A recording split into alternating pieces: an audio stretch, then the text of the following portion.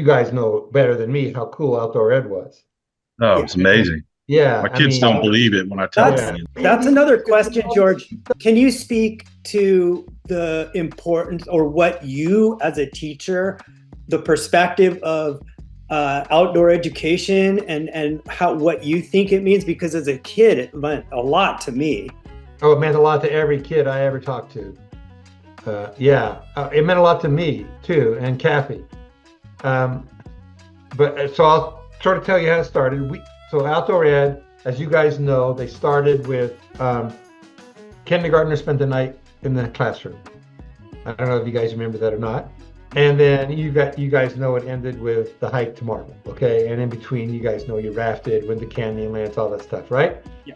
Well, we were going, geez, this is cool, man. We'd like to do this, and especially Flynn and the other guys who helped do it in the middle school. They knew what the heck was going on, and they talked to us who didn't have a clue, and we said, yeah, sounds great. So we had all kinds of discussions. We had like, okay, how are we going to do this? Because you guys know as well as I do, in the middle school and elementary, it's by grade, right? You know, all the eighth graders go to Marble, all the kindergartners stay, you know. Well, as you guys also know, in high school, it's mixed. Yeah. Ninth through 12th grade, you just enter a lottery and you go.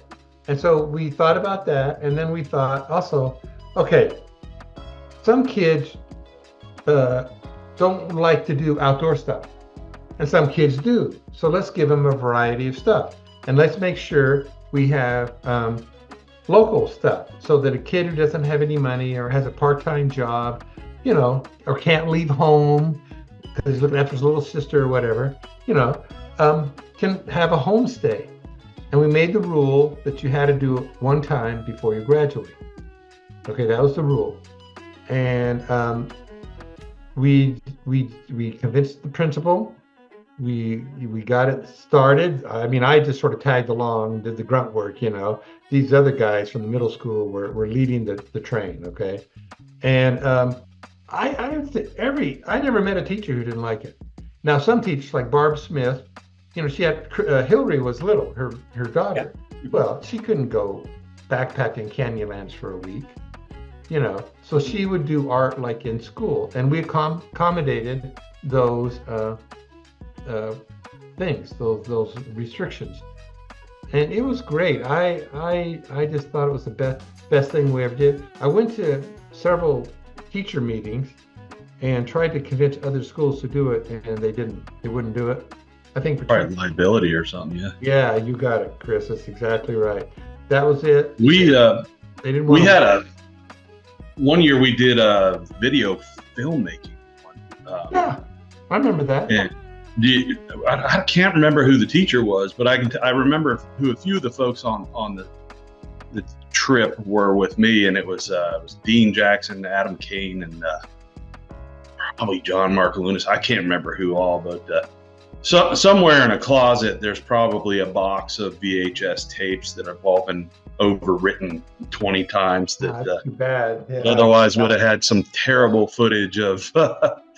Isn't that funny that now Adam Kane's got his own production company and got his teeth cut on 24, and his entire studio produced American Gods, and here he is with his outdoor education was filmmaking. Yeah, he did the Boondock Saints too. Years ago. The influence of all these things, it's just so amazing, the reach that it goes, you know. And I'm trying to think, the one that I did the most, because, you know, we got 4 years to do those. And I think the one I did twice was your bike trip, because it was so much fun. But I ended up doing Jamaica was the first year I did with Madelone and Coach D, that was an experience. I bet. Jamaica? Yeah. Man, I wish we could have done that.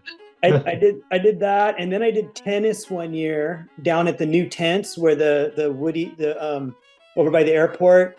Forgot what that club was named, where they had the big bubble over the. I understand. I think it was called the Tennis Club or something. I don't know what it was called. Yeah, it was something. Anyways, I did that one year, and then after that, it was just 2 years of the bike trip. I remember doing that with one time with Ken Larson and you guys. And I remember we were going into the Sedona camping ground to camp. And that's when Dave and I were like, hey, if we just go real quick, we could grab our shorts, grab our towel, quickly go into that little jacuzzi over there while everybody's doing their thing. And then we'll just come in and whip up dinner real quick and all that stuff. And as we're sneaking off with our towels, Mr. Larson goes, hey, what are you guys doing? We're like, well, everybody's unwinding. We're going to go jump in the jacuzzi for a few minutes and then come back.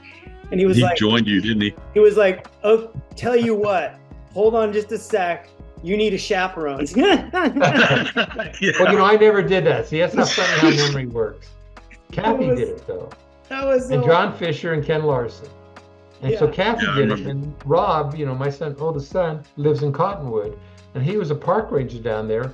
You guys, do you remember you camped at Cottonwood? Yes, I do. I totally remember.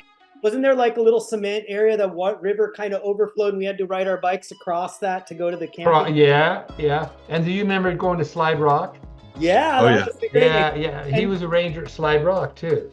And there's a cool tie-in. Old memories of X-Ed. Now, if you did that road, we'd be arrested for child abuse. Yeah. Really? There's a cool tie-in to Aspen out there too. If you remember going up to Jerome, there's like a little 4-mile road up to Jerome, Arizona. Yeah.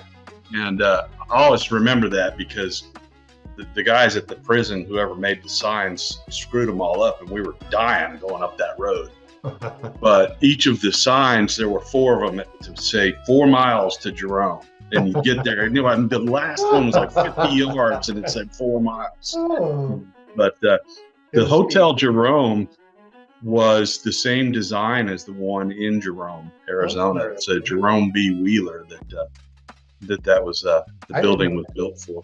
Yeah, it's pretty cool. I remember going through it too and knowing exactly where all the nooks and crannies were, because we used to, in the 80s, we would rent a room at the Jerome and throw a little keg party or whatever. Oh, that's cool.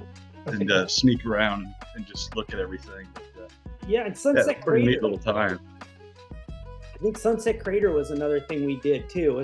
Yeah, that's where you started. Yeah. I remember that trip well because of Kathy. Yeah. And Conroe.